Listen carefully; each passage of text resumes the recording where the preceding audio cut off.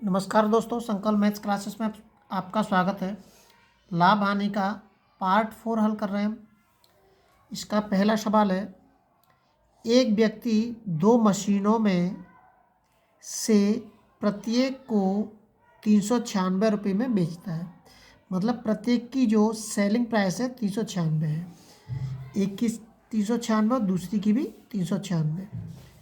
एक पर उसे 10% का लाभ होता है और दूसरे पर 10% की हानि होती है। पूरे सौदे में उसका लाभ या हानि क्या है? एक तो हम ऐसे निकाल सकते हैं कि दोनों का सेलिंग प्राइस 396 प्लस 396 निकाल लीजिए। उसके बाद एक पर 10% का लाभ, कॉस्ट प्राइस निकालना पड़ेगा आपको पहले। कॉस्ट प्राइस निकालने के बाद जब हमें लाभ और हानि का पता चलेगा। और एक हम दूसरा कर सकते हैं, सीधा सादा सिंपल है कि 10% का लाभ हो रहा है तो 10%, ध्यान रखना है परसेंट, हर चीज़ अपने आप में 100% होती है। हर चीज़ अपने आप में क्या होती है? 100% होती है। तो जब कभी भी ये प्रतिशत वाला आता है आपके सामने, प्रतिशत लिखा हुआ, तो आपको परसेंटेज में ही उसको जोड़ना है। 100% में ही उसको जोड़ना है आपको, 100% में ही उसको घटाना है। ये विशेष ध्यान रखना है आपको। तो ये 10% दे रखा है तो 100% में हम इसको जोड़ेंगे, और ये 10% हानि दे रखी है, इसको 100% में इसको घटाएंगे। तो जोड़ दीजिए इसको। पहले में उसको 10% का लाभ हो रहा है तो 110 हो गया, इंटू के दूसरे में 10% की हानि हो रही है और तो 90 हो जाएंगी।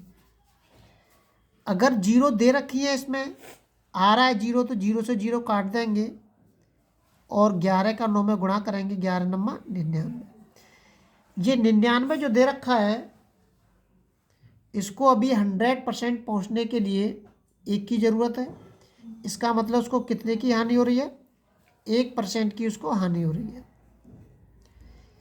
यदि ये 100% से ऊपर जाता तो 100% से जितना ऊपर होता उतने का उसको लाभ होता।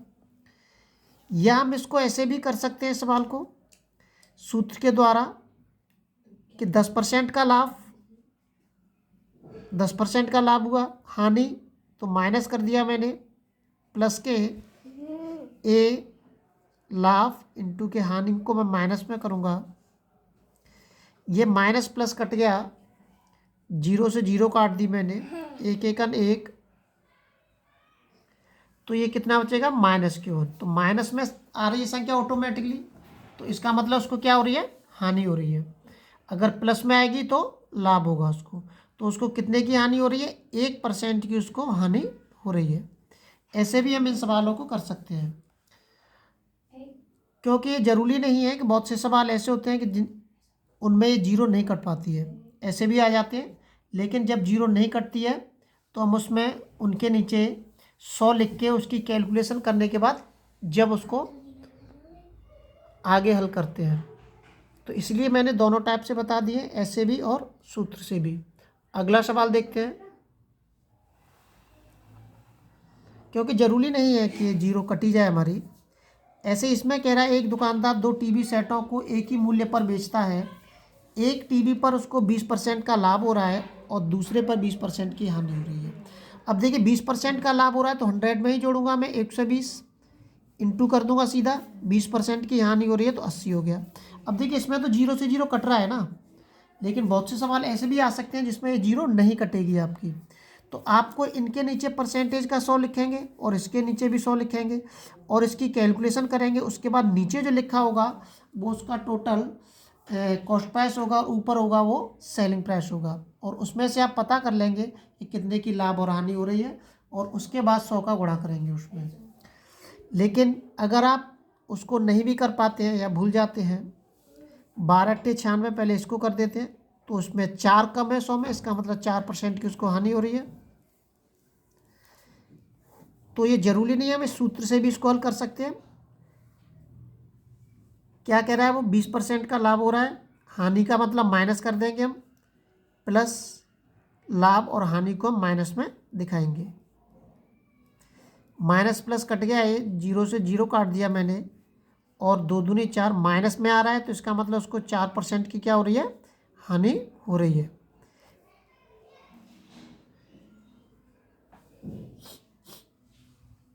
इस सूत्र से भी कर सकते हैं। आपको यहाँ पे जो प्लस माइनस जो करना है वो इस लाभ हानि के अनुसार करना है। अगर वो लाभ कहता है तो आपको प्लस में दिखानी है संख्या, और हानि कहता है तो माइनस में दिखानी है। मैंने यहाँ पे माइनस किस लगाया नहीं है, बल्कि माइनस इसलिए लगाया है क्योंकि यहाँ पे 20% हानि कह रहा है, इसलिए लगाया है मैंने। ये ध्यान रखना है आपको इन चीज़ों का, अन्यथा सवाल आपका गलत हो सकता है। अगर दोनों लाभ ही लाभ देता है वो, तो दोनों आप प्लस ही प्लस में दिखाएंगे, ये ध्यान रखना है। अगला सवाल देखते हैं।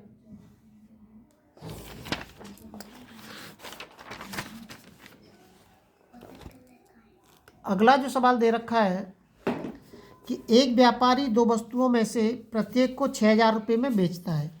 पहली वस्तु को बेचने पर उसको 20% का लाभ होता है और दूसरी वस्तु को बेचने पर 20% की हानि होती है। तो ऐसे ही करेंगे जो अभी किया है हमने, 20% का लाभ हो रहा है उसको और 20% की हानि हो रही है उसको।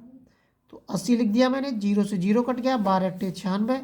इसका मतलब 100 में कितने कम है, 4 कम है, 4% की उसको हानि हो गई।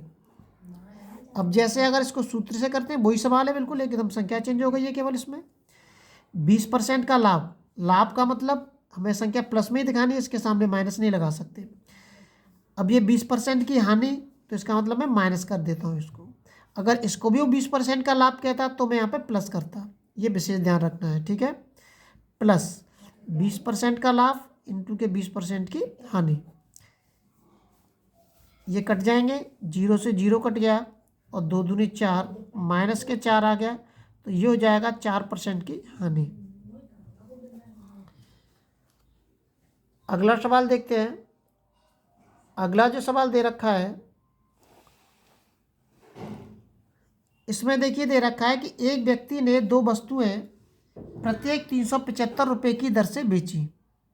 उनमें से एक पर उसे 25% का लाभ मिला और दूसरी पर 25% की हानि हुई। इस पूरे सौदे में उससे कितना लाभ या हानि हुई। अब देखिए इसमें मैं अगर करूँगा तो 125 आएगा और ये 75 आएगा, तो 0 तो आएगी नहीं, तो कटेंगे नहीं हमारे, है ना। तो देखिए इसको सूत्र से हल करते हैं हम इसको, तो कटेंगे नहीं, तो आप कहीं ना भटके, इससे तो अच्छा है कि हम इसको सूत्र से हल कर दें कि हमें 25% का लाभ हो रहा है और 25% की हानि हो रही है। हानि को मैं माइनस में दिखाऊंगा, प्लस 25 इंटू के -25/100, तो ये 25 चौका 100, ये कितना आएगा माइनस के 25/4। इसका मतलब उसको कितने की हानि हो रही है, माइनस के 25/4 की हानि हो रही है। इसको क्या लिख सकता हूँ मैं, 6 चौक 24 और 1, इतने % की उसको क्या हो रही है, हानि हो रही है, क्योंकि माइनस में दे रखा है। अगर ये प्लस में आता तो हम क्या करते, इसका लाभ निकालते। अगर इसको आप वैसे करना चाहते हैं तो आपको थोड़ा सा बड़ा हो जाएगा सवाल, 125 और इंटू के 75। अब देखिए इसकी कैलकुलेशन करते हैं पहले हम कि 125 मैंने इसके परसेंटेज का नीचे 100 लिख दिया और इसके परसेंटेज का भी 100 लिख दिया। काट दीजिए, 25 दिया 75 और 25 चौका 100, 25 पंजे 125 और 25 चौका 100, 5 दिया कितने हो गए, 15 हो गए और 4 चौक 16। अभी मैंने कुछ नहीं किया, जो प्रश्न में दे रखा था वही किया है। इसका मतलब ये है कोई 16 रुपये का टोटल जो कॉस्ट प्राइस था वो 16 रुपये था और बेच कितने में रहा है, वो 15 रुपये में बेच रहा है। इसका मतलब कितने की हानि हो रही है उसको, एक की हानि हो रही है। एक की हानि कितने पे हो रही है, 16 पे, इंटू के 100, 4 चौक 16, 4 से कितनी बार कट जाएगा, 25 बार, तो ये भी उतना ही आ गया 25/4। तो इसको भी लिख सकते हैं हम 6 सही 1/4% की हानि हो रही है उसको। ये हम यहाँ से पता करेंगे इस पैसे कि 16 की कोई वस्तु है और उसको 15 में बेच रहा है, इसका मतलब उसको हानि हो रही है। हमें साफ दिख रहा है कि 16 की वस्तु को 15 में बेच रहा है वो। तो आप अगर इस तरीके के 0 न कटने वाले सवाल आएँ तो आप सवाल इससे सूत्र से भी हल कर सकते हैं। लेकिन ये प्रतिशत वाले हैं, ये ध्यान रखना है कि कितने प्रतिशत की लाभ हुआ या कितने प्रतिशत की हानि हुई।